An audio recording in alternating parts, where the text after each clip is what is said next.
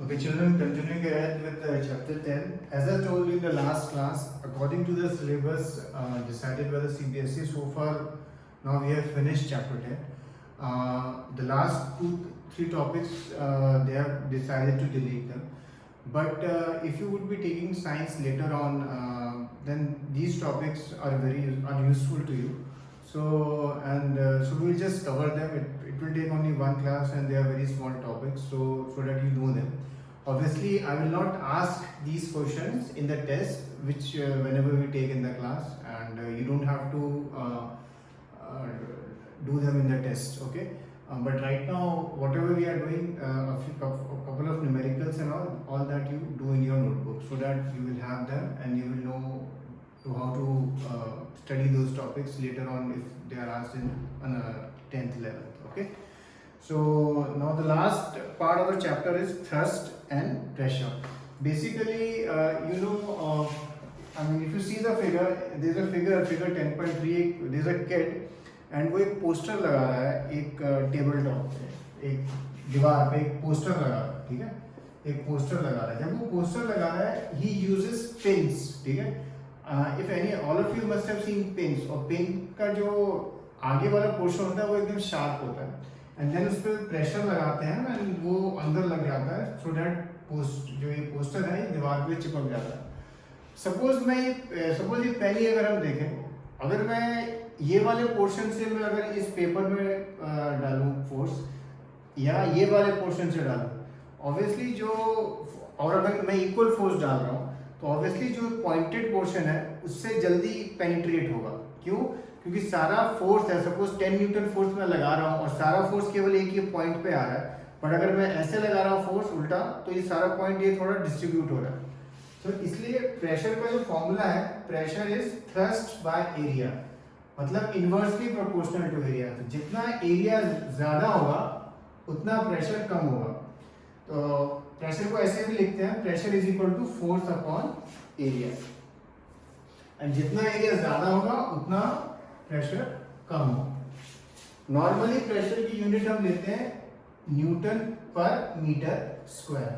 सो अगर कभी किसी क्वेश्चन में आपको एरिया जैसे निकाल रहे हैं आप, और अगर सपोज रेक्टेंगल है और 2 सेंटीमीटर इंटू 3 सेंटीमीटर है, तो इसको आप मीटर में कन्वर्ट करेंगे, एंड क्योंकि 2 है तो 2 इंटू 3 इंटू 100 इंटू 100, 2 बारी सेंटीमीटर में, तो मीटर में करना तो हमें डिवाइड करना होगा, तो 2 बारी करना होगा, ये ध्यान रखना. ओके, ये डू इट 2 टाइम्स बिकॉज 2 बारी सेंटीमीटर आ रहा है. ओके, तो एरिया जैसे फिर होगा 6 अपॉन फिर ये 10,000 मीटर स्क्वायर. ओके, तो ये चीजें आपको ध्यान रखनी है.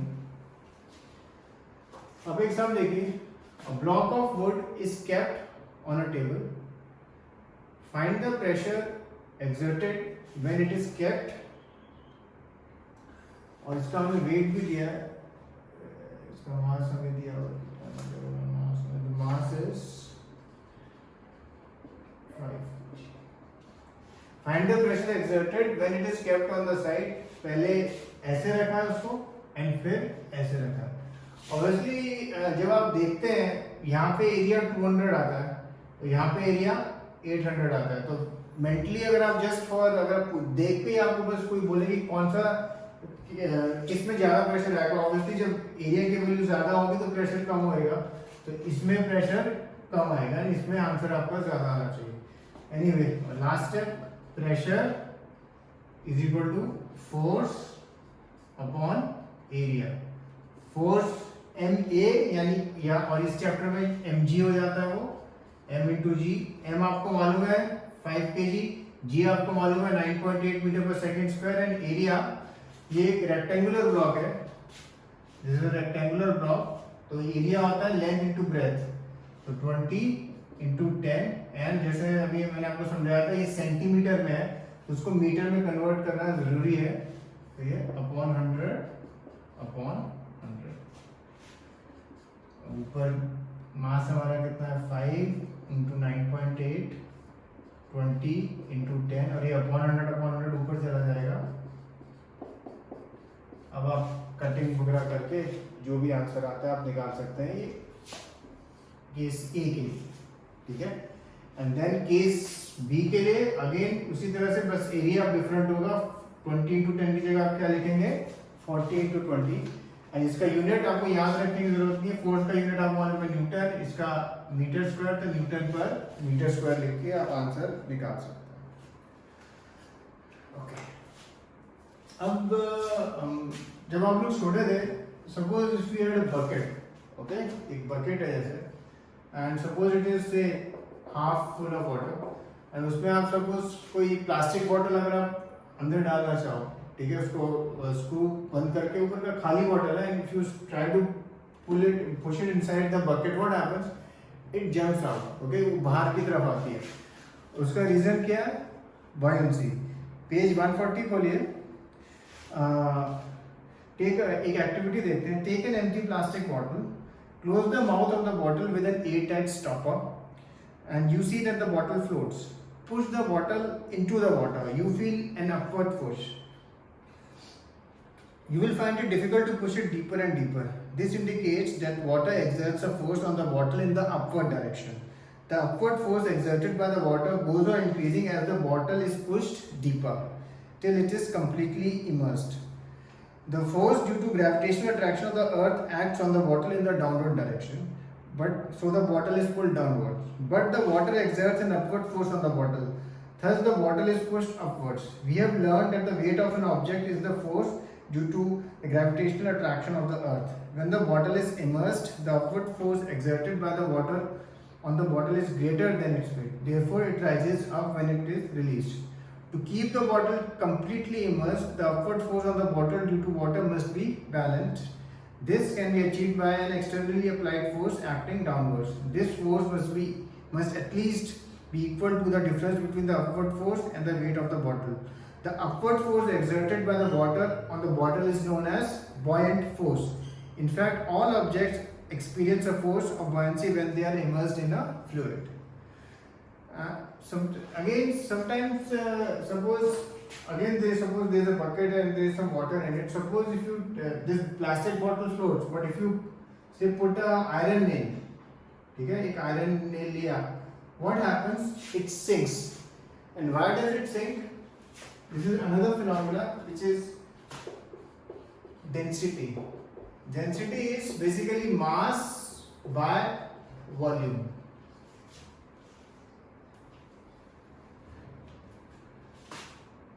मास अगर ग्राम में है and centimetre and volume centimetre cube में, तो एक यूनिट होती है ग्राम per centimetre cube, and second unit होती है अगर मास केजी में है एंड वॉल्यूम मीटर में, तो kg per metre cube. Whenever the density of a substance is greater than the density of the liquid, then the substance will sink, वो डूब जाएगा, and whenever the density is less than it will float. For example question number 21 देखते हैं, page 144 पे। The volume of a 50 gram substance is 20 centimetre cube. If the density of the water is 1 gram per centimetre cube, will the substance float और sink. एक substance है, उसका मास आपको दिया है 50 ग्राम, उसका वॉल्यूम आपको दिया है 20 centimetre cube.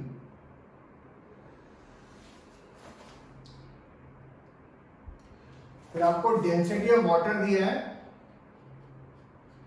1 gram per centimetre cube. आपको पूछा है will this substance float on water और विल इट सिंक। तो आपको बस क्या करना है, डेंसिटी निकालनी है इस सब्सटेंस की, ठीक है, और जब डेंसिटी निकालेंगे, अगर 1 से ज्यादा आती है density, then the substance will sink, and अगर 1 से कम आती है density, then it will float. तो अगर हम डेंसिटी निकालें 50/20, obviously 2.5 gram per centimeter cube. So what will you write? The substance will sink. क्यों? क्योंकि water की density 1 थी, and substance की कितनी आई है 2.5। Similarly question 22 देखिए, the volume of a 500 gram sealed packet is 350 centimeter cube.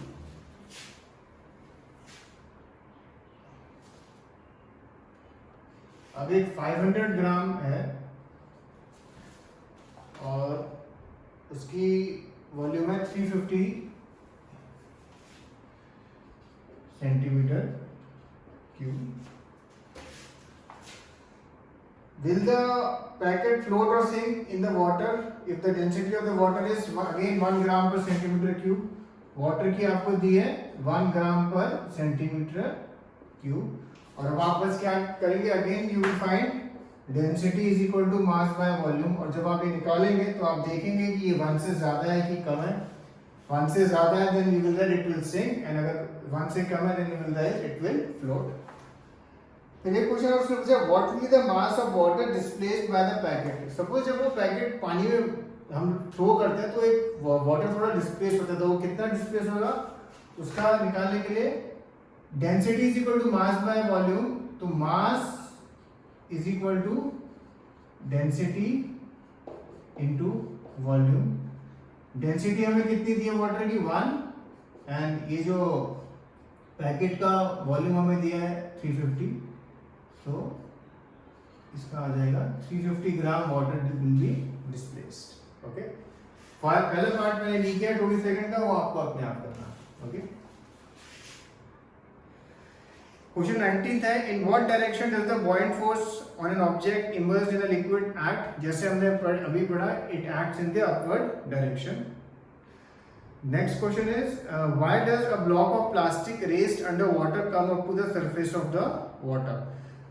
इस क्वेश्चन का आंसर जो हमने अभी स्टेटमेंट पढ़ी है पेज 140 पे, उस वाले पैराग्राफ में काफी क्लियरली है. So just go through it and then you will be able to write it. फिर एक डेंसिटी के बारे में हम थोड़ा पढ़ेंगे अभी.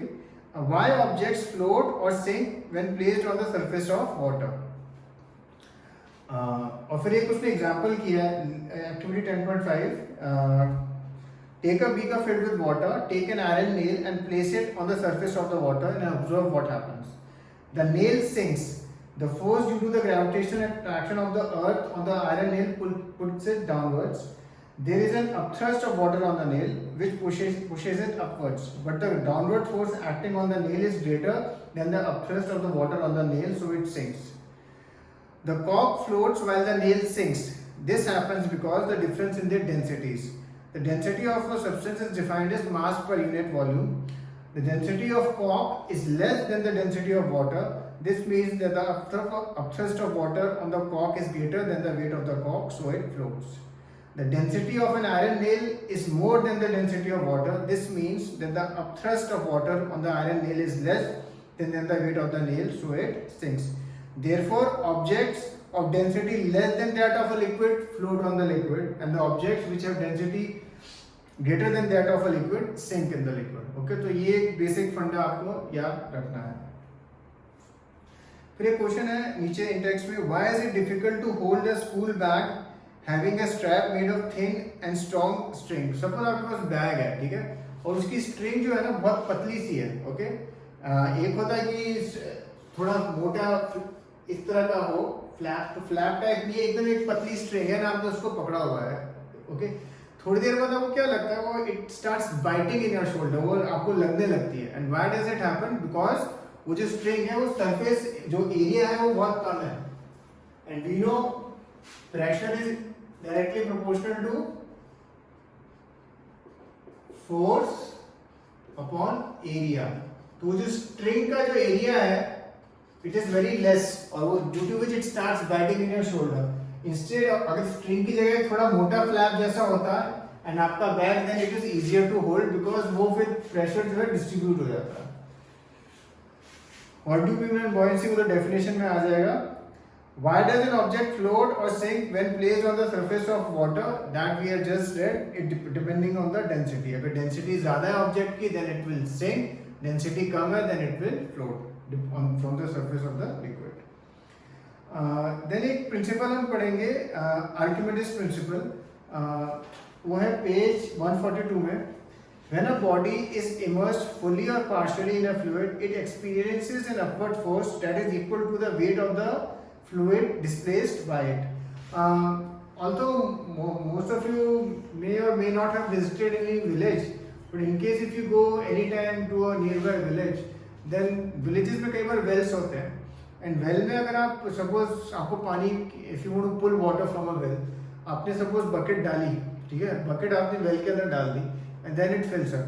जब आप उसको ऊपर पुल कर रहे होंगे ना, तो जब तक वो बकेट पार्शियली या फुली इमर्स्ड है वाटर में, आप देखोगे आपको पुल करना इजी है, but once it completely comes out of the surface of water, you will find it, you will require even a greater force to pull it up. So there is an upthrust. ये activity अगर आप एक देखें, figure 10.6 है, observe the elongation on page 141. Observe the elongation of the rubber string due to the weight of piece of stone suspended from it in air.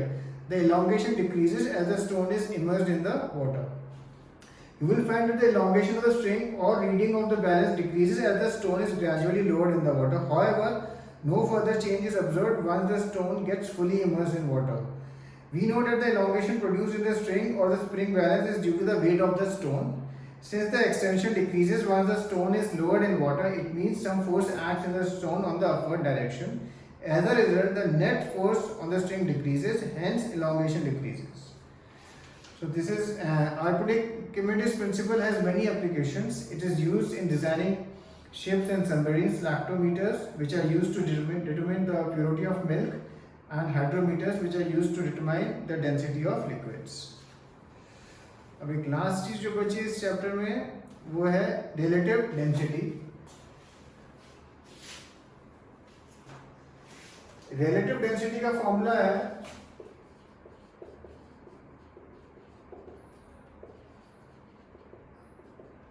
Density of substance upon density of water. And क्योंकि ये दोनों densities हैं तो इसलिए relative density की unit कोई नहीं होती, ओके, कभी भी कोई यूनिट नहीं होती है। अगर आप देखें पेज 142 में ये लिखा हुआ है relative density is equal to density of a substance upon density of water. And obviously इसका जब न्यूमेरिकल आएगा तो बहुत ही इजी है, बिकॉज बस ये 3 टर्म्स हैं और 3 में से हमेशा आपको 2 टर्म्स दी होती हैं। फॉर एग्जाम्पल अगर आप एग्जाम्पल 10.7 देखें, relative density of silver is 10.8, यानी ये रिलेटिव डेंसिटी दिया हुआ है 10.8. The density of water is 10 cube kg per meter cube. Density of water आपको दिया हुआ है. What is the density of silver in SI unit? Density of substance basically आपको बस निकालना है. आपको बस क्या करना है, इसको क्रॉस मल्टीप्लाई. अगर आप देखेंगे नीचे उसने वही किया होगा. Okay? So these questions which we have discussed, I will send you 2-3 definitions and the questions which we have discussed to do. You do them, but as I said, because this chapter for this year is deleted, so I will not be asking these questions in the test. But just do them once so that in the future, जब भी आपके future classes में इस topic से related questions हैं, then it is easier for you to solve it. Okay? Cheers.